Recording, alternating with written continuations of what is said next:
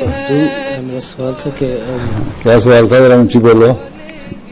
جو کلوننگ ہوتا ہے ہم نے اسکول میں سیکھا تھا کہ ہم مسلم بلیو کرتے ہیں کہ اگر کلوننگ کرنا ایک آدمی کا زندگی بچانے کے لیے تو پھر الاؤڈ ہے اسلام میں. لیکن کلوننگ کرنے میں اور جو زندگی بچانے کے لیے کلوننگ کس طرح کرنی ہے؟ کلوننگ تو یہ ہے کہ تم ایک نئی چیز پیدا کر دو. زندگی بچانا یہ ہے کہ تم لوگ ایمبریو کے ذریعے سے یا سٹیم سیل کے لیے سے زندگی بچانے کے لیے کوشش کرو. تم لوگ ہے نا مکس کر رہے ہو. وہ جیسے دو ٹائپس ہیں کلوننگ کے. ایک جیسے ایک نئی چیز پیدا کرنے کے، ایک دوسری جو نئی چیز پیدا کرنی ہے وہ تو منع ہے. جی وہ منع ہے. باقی انسانی زندگی بچانے کے لیے کوئی بھی طریقہ اختیار کیا جاتا ہے، مختلف طریقے ہیں آج کل، تو اس میں وہ جائز ہے.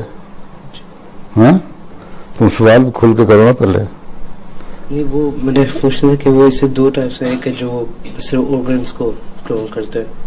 دیکھو آرگنس کو کر کے مثلا بعض چیزیں ختم ہو جاتی ہیں، بعض اسٹیم سیلس کے لیے سے نئی ریسرچ ہو رہی ہے اور وہ بھی پرانی ہوتی جا رہی ہے.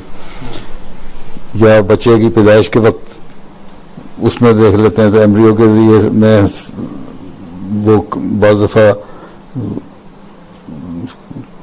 اس میں اس سے نکال کے تو دوسرے کو فائدہ پہنچانے کی کوشش کرتے ہیں. تو اس صورت میں اگر ایک بڑی چیز کے حاصل کرنے کے لیے چھوٹی چیز کو قربان کر دیا جائے تو کوئی حرج نہیں ہے. ویسے بھی سائنس میں اگر انسان کی زندگی بچانے کے لیے تم کرتے ہو بعض آرگنز کو بچانے کے لیے تو وہ جائز ہے، ٹھیک ہے.